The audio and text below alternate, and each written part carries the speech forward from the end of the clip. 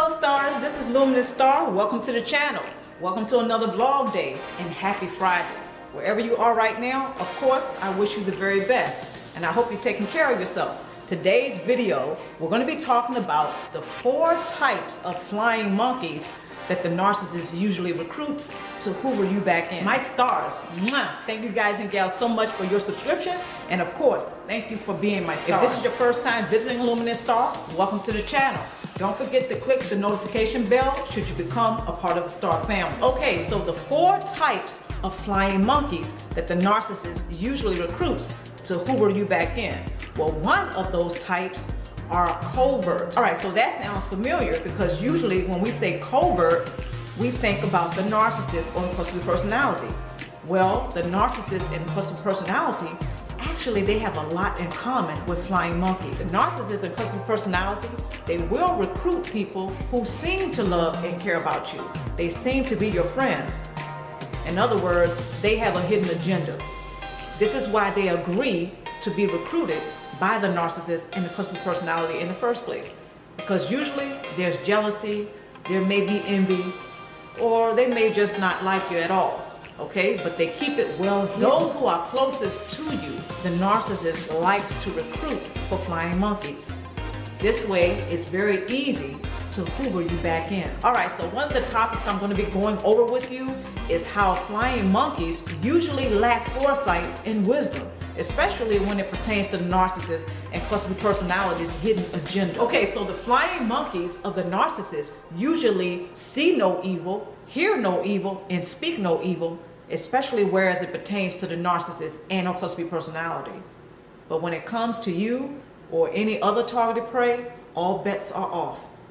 Now they see evil, they speak evil, and they hear it too, even though it may not be true. Another topic I'm going to be going over is how we can learn valuable lessons from the so-called wise monkeys who see no evil, hear no evil, and speak no evil, unlike the flying monkeys that are recruited by the narcissist and or cluster personality. All right, having said all that, please like and or share today's video. Don't forget to check the description box below for further details to today's vlog. And of course, wherever you may be right now, I wish you the very best. Stay tuned for the video. The 4 types of flying monkeys recruited by narcissists that see no evil, hear no evil, and speak no evil of them.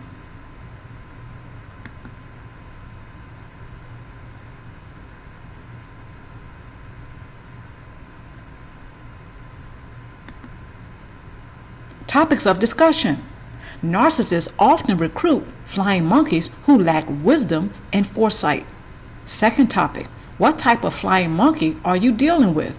Not all flying monkeys are the same. Third topic, flying monkeys see no evil, hear no evil, and speak no evil unless it is designed to harm the narcissist's targeted prey.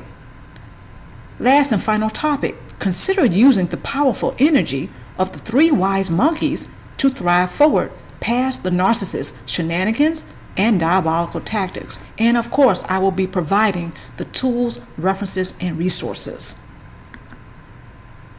The symbology behind the 3 wise monkeys.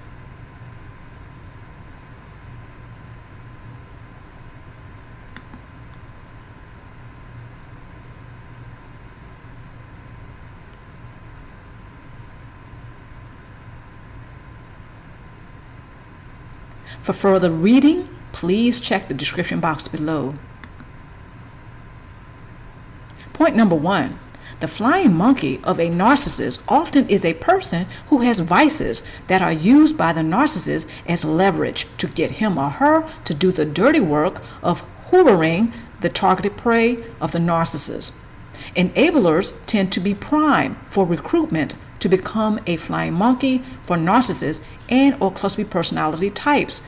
So the flying monkeys who are enablers to the narcissist and cluster personality are often prime choice for hoovering the targeted prey back in. This is often because the targeted prey is also a person who is involved or was involved not only with the narcissist but the flying monkey in question. Sometimes it's more than one flying monkey that the narcissist will use to hoover the targeted prey back in. But the bottom line is this. Most of the time, narcissists, they will use someone else that is close to you because they already know that you are done with them. So the narcissist will choose the flying monkey, who is also an enabler to him or her, to do their bidding or their dirty work of hoovering you back in. Let's move forward. Flying monkeys of narcissists can be very naive, whereas it pertains to how far narcissists are often willing to go for narcissistic supply. He or she often chooses to see no evil, hear no evil, or speak no evil concerning the narcissist. Okay, so what does this mean? This means that whoever the flying monkey may be, they might be an enabler, they may not be an enabler. But the bottom line is they often choose not to see the narcissist for whom he or she really is. So they often will not see any evil. They will not hear any evil, and they will not speak any evil concerning the narcissist. However, when it comes to the targeted prey, all bets are off.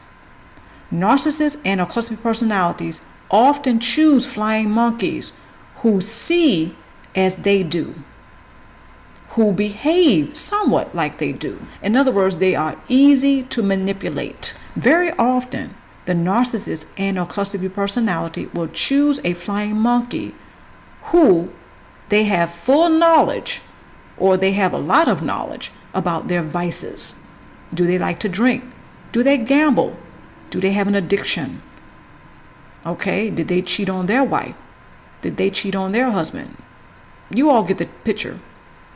The flying monkey is often someone who has certain weaknesses that the narcissist has full knowledge of. So they will often use that as leverage to manipulate him or her to do some of their dirty work. That's where you come in. The narcissist and or cluster personality often chooses a flying monkey that doesn't like you. They already have some sort of issue with you. So the narcissist, they're killing two birds with one stone. The narcissist and cluster B personality, they will often use flying monkeys as pawns, even though it looks like they may be getting along. The narcissist and cluster B personality, you best believe they're going to have a lot of dirt on the flying monkeys that they recruit to hoover you back in. This is why I stated the narcissist and cluster B personality, when they recruit flying monkeys, they often kill two birds with one stone, or more birds with one stone. The flying monkey is often naive and lacks wisdom as well as foresight, whereas it pertains to the narcissist. But when it comes to the targeted prey, that's often not the case. Let's move forward. Instead, flying monkeys recruited by the narcissist unleash their contempt for the narcissist's targeted prey. Enabling flying monkeys often lack wisdom and foresight to the diabolical tactics of the narcissist and or cluster B personality type. Let's move forward. Narcissists are notorious for being very methodical when choosing which individual suits his or her agenda to hoover the targeted prey back into a very dysfunctional situation. His or her enablers, who are also close to the targeted prey, are often prime choice. Beware, not every flying monkey is an enabler. And as I stated before, some of the flying monkeys, they have particular vices that the narcissist knows about. This is often enough to recruit the flying monkey, or making them prime choice to hoover you back in. Sometimes the flying monkeys not only have certain vices, but they also are enablers to the narcissist and or cluster B personality. Again, making them prime choice to hoover you back in. Classes of the narcissist flying monkeys. Enablers, drama kings and queens, low vibration, low consciousness, embody lower level entities, spirits and energy. All right, I'm going to go right to that last flying monkey who embodies lower level entities, spirits, and energy. Okay, now what does that look like? This is a flying monkey who has particular vices, such as a gambling problem. They may have addiction issues, okay? They may be alcoholics, they may be cheating on their spouses, or they may be engaged in other diabolical tactics, not just the narcissist, but the flying monkey. The flying monkey may not be so much as an evil twin of the narcissist or cluster B personality. They're more like the first cousin to the narcissist and cluster B personality type, because they have vices that the narcissist knows about, right? Flying monkeys are often not, flying monkeys often have a hidden agenda of their own for agreeing to be recruited as a flying monkey. Oftentimes, the flying monkey doesn't like the targeted prey, or they have something against the targeted prey. They may be jealous, envious, okay, or they just might flat out not like him or her. So the narcissist, again, often recruits flying monkeys who have some vices as well as particular hidden agendas to agree to even be used as a flying monkey in the first place. The narcissist and a cluster B personality type and the flying monkeys, they often share certain hidden agendas, whereas the targeted prey is concerned. This is where triangulation may occur. So you will often find flying monkeys of this type or caliber. They embody lower level entities, spirits, and energy. That's where your lower consciousness and your low vibration comes in. Okay, now the chart below, the link to the chart is in the description box below. If you're interested in studying this chart talks about how entities process energy. How do entities or an entity process energy? Now, some of you may be wondering, what does this have to do with flying monkeys and narcissists? A whole lot. So just study this chart and you will see how an entity processes energy. All right? The energy can be lower or higher. Case in point, you may be the person who is dealing with a narcissist and flying monkey, right? Or several narcissists, several flying monkeys, but you're the person who's coming into the situation with a higher consciousness. You may be operating or functioning from a higher vibration. So what type of energy or spirit may you have? Okay, that may be energy which is expressing of love, joy. Okay, you're of a higher vibration. You are of a higher consciousness. So another way to look at your emotion is that it is energy in motion. So if you're coming into a situation with a flying monkey and or narcissist with a higher vibration and a higher consciousness, then the energy that you're going to be bringing in is that of love, joy, gratitude. The narcissists and or flying monkeys, they're coming into the situation with low vibration, low consciousness. So their energy reflects jealousy, anger, hatred. And I think you all are getting the picture now. This means each individual can embody a higher or a lower level of spirit, entity, or energy. So if you're coming in with a higher and they're coming in with a lower, that's going to produce or cause conflict.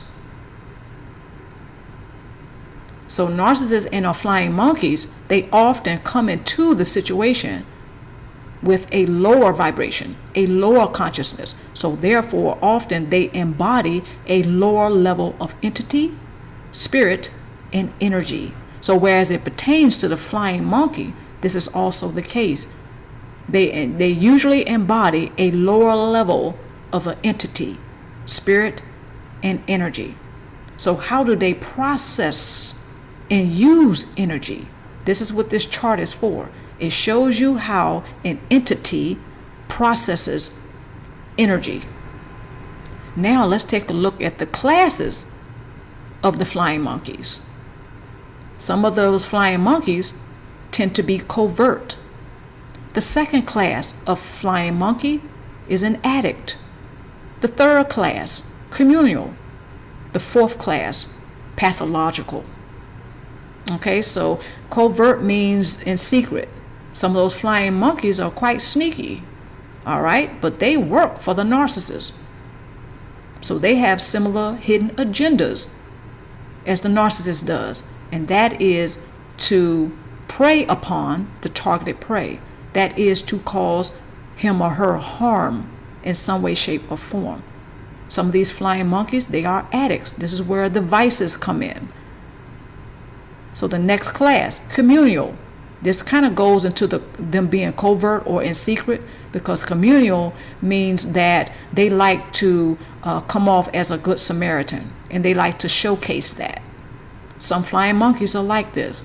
Some of them may be in your families. They may also be the enabler. They're the ones who are close to you, and the narcissist knows it. This is where the triangulation comes in. So that particular flying monkey to you may come off as a person who's loving and supportive, who's your best friend, who's on your side. But undercover, they work for the narcissist to hoover you back in. The fourth class is pathological. Now, this is the flying monkey that you can pretty much see coming. This is the flying monkey that you may party with. You may have a real good time with. Deep down, you know they're no good for you though. This is a flying monkey that you know they're only good for the party. When the chips are down, they're gone. But you just like hanging out with him or her. They're the life of the party. They may be people who have a gambling problem. They may be the ones who are cheating on their wives and or husbands or their lovers. They may be the ones who are full of drama. Okay, they're the drama kings and drama queens. The pathological flying monkey is the one that you know not to call 2 or 3 o'clock in the morning when you may have gotten locked up in jail or you are in some sort of other crisis. Okay, they're not the ones to call, but they will hang around you as long as the party is on and popping. Okay, all right, let's move forward. Being of like mind, narcissists and their flying monkeys often perceive various target prey in a similar fashion. Triangulation can occur if the flying monkey happens to be emotionally, financially, and or socially invested in the narcissist, cluster B personality type, and targeted prey.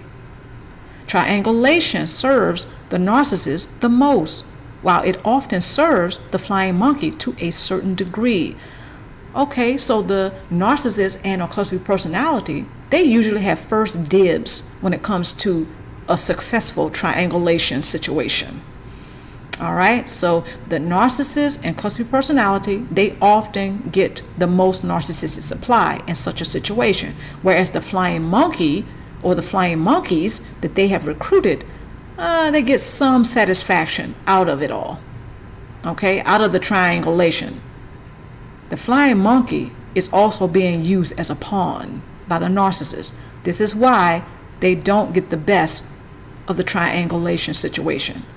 That goes to the narcissist because they're the ones that's running the whole show. The flying monkey, again, is also being used as a pawn. Some flying monkeys, after the job is done, are discarded by the narcissist.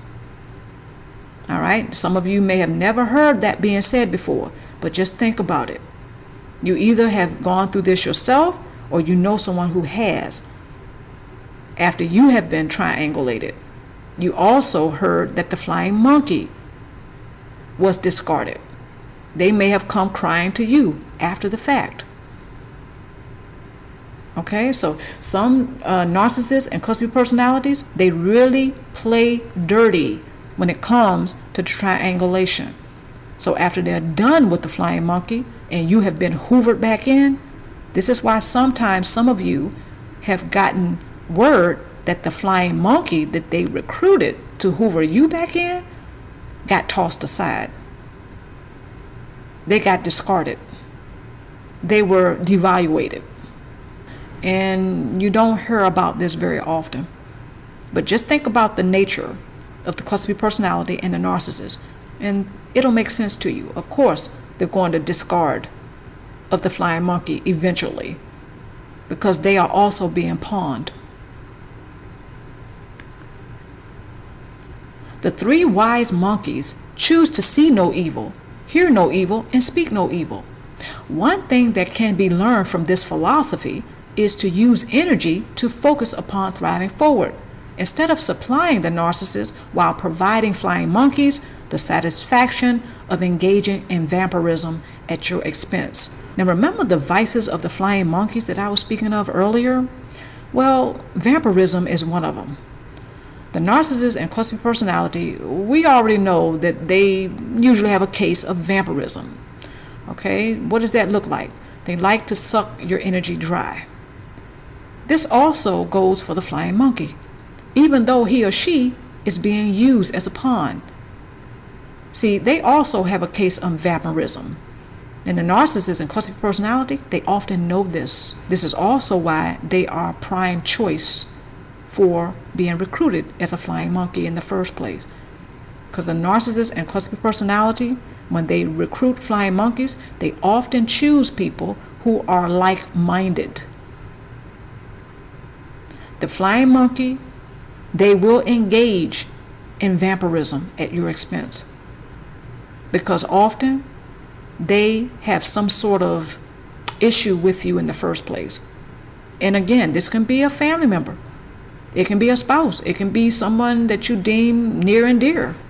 Flying monkeys, when you really think about it, the way they operate, they have a case of vampirism because they do drain you dry. They are often very draining just to be around. Even the flying monkey who is the life of the party. Just think about the last time that you were dealing with him or her and they may have wanted to borrow money from you and they didn't pay it back. How did you feel about it? But every time you turn around, they're at a party. Every time you turn around, they're at some sort of social event trying to get rich quick. These are the type of flying monkeys that are very much engaging in vampirism at your expense, because you're left spent, if not hung high and dry. Okay, let's take a look at the tools. Tool number 1, practice self-preservation, personal boundaries, assertion, and emotional discipline in order to utilize your energy for thriving forward while healing past narcissistic abuse. Tool number 2, subscribe. Today's video, we're going to be talking about the mindfulness kit when the narcissist pulls shenanigans. Okay, sometimes the narcissist and the cluster B personality, they start pulling shenanigans that work our last nerves. So right? When the narcissist starts to pull shenanigans that really get those unpleasant emotions such as sadness and anger to come up, okay, because this is something that's usually the case when narcissists and cluster B personality start pulling shenanigans. It feels a certain way when the narcissist and cluster B personality starts pulling shenanigans. Anger and sadness are two of the main emotions, I say, that's usually felt when narcissists pull shenanigans. Okay, so the mindfulness kit, we're going to be talking about the contents of your mindfulness kit, and we're going to be talking about what mindfulness is. Okay, there's a few things that I have in my mindfulness kit, right? Such as my little rubber ball here. Sometimes what I do is I will go ahead and I will throw this against the wall, especially when I'm feeling a little bit irritated by something the narcissist has said or done. Okay, so also we're going to be talking about distraction plans.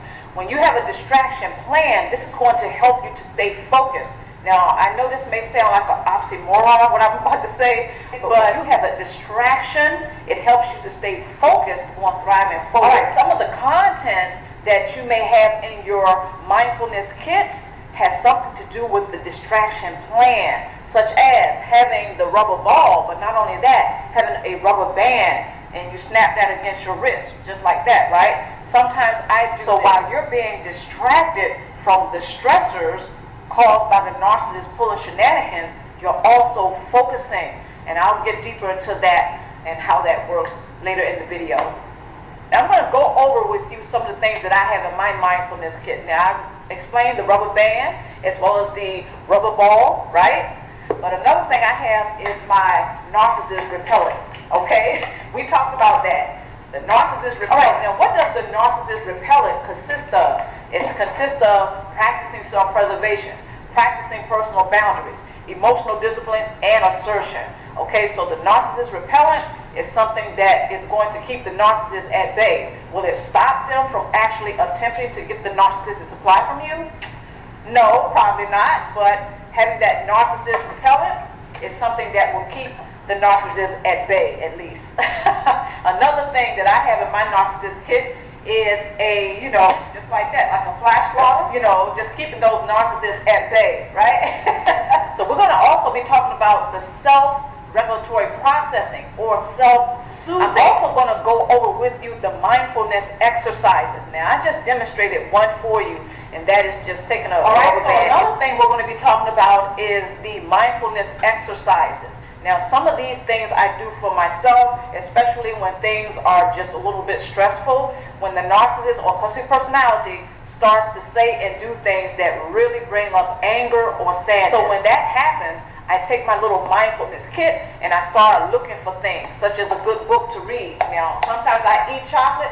but sometimes if I don't have any chocolate, I'll read about it. So just basically having a good book to read, this distracts you from some of the things that are going on instead of becoming reactionary. Okay, so the mindfulness is to help you from becoming reactionary. When the narcissist starts to pull shenanigans, sometimes they want you to become reactionary. This way they tap into your energy field and they can feed from it. Now this does not mean that you're supposed to walk around and be emotionless. No, this is actually quite to the contrary. When you start to feel certain emotions, your mindfulness kit can save the day. Another thing that I like to have in my mindfulness kit are my oils, okay? I love lavender. This is my lavender oil.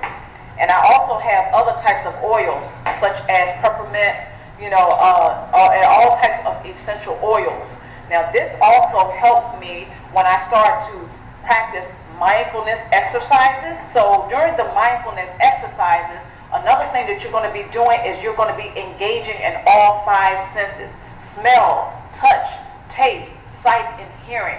This is something that's going to help you practice self-regulatory processing. Sometimes you may not even want to look at the narcissist. You can pop your shades out, okay? You can put your shades on and be like, I don't even see you right now. And you can have your little diva moment. You're entitled to the diva moment. Okay, so the mindfulness exercises, again, will involve the 5 senses. And this is when you're going to practice self-regulatory processing and self-soothing. And as I stated before, you can have something like the rubber band or the rubber ball to bounce against the wall or to, just squeeze that rubber ball. But if you don't want to do that, you can use essential oils. This is what I have. I have lavender, peppermint, vanilla, all these types of essential oils can just soothe the senses. One of the 5 senses is smell, right? So when you take in or you breathe in the essential oils, sometimes you may calm down. This will help you to calm down when the narcissist is working on your last nerve by pulling shenanigans. So one of the 5 senses is sight. So even if you really don't even want to look at the narcissist and you're like, okay, I'm having my diva moment right now and I'm entitled because you're saying things that I really don't want to hear, and not only that, I don't want to see you right now. Because sometimes we have those moments when we're dealing with the narcissist and cluster personality. Okay, so these are just a few things we're going to be talking about in the video. Please mind the description box below, and don't forget to like and or share today's video. All that, let's get on with the rest of the video.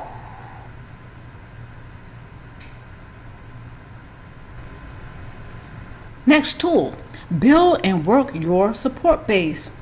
Take steps to give yourself permission to become more comfortable with expressing what you have experienced. Dysfunctional relationships with narcissists and or cluster personality types are often filled with chaos, drama, and flying monkeys who sometimes enable him or her. Your support base ought to serve as a constructive outlet for you. Okay, so one of the things that I have found personally that a support base does is to help me to focus on what I need to do in order to continue to thrive forward, heal, and grow past narcissistic abuse. But not only that, it may be dysfunctional families, it may be other things, other challenges that I'm facing. But a support base is designed to help you to practice effective tools for coping whatever challenges you may be facing. So if you have a support base, it's supposed to serve as a place where you can express what you have experienced. That's a positive outlet for you. And a support base is supposed to be consisting of people who are, of course, not like the flying monkey. They're not like the narcissist. Your support base is supposed to consist of people who have proven or who are proving to be trustworthy. Okay? Unlike the flying monkey, unlike the narcissist. They're not emotionally safe for you. They're not trustworthy. So they don't belong anywhere in your support base. So when you build and work your support base, it is often a place where you can be comfortable with expressing what you have experienced. References and resources. Please check out the description box below for references and resources.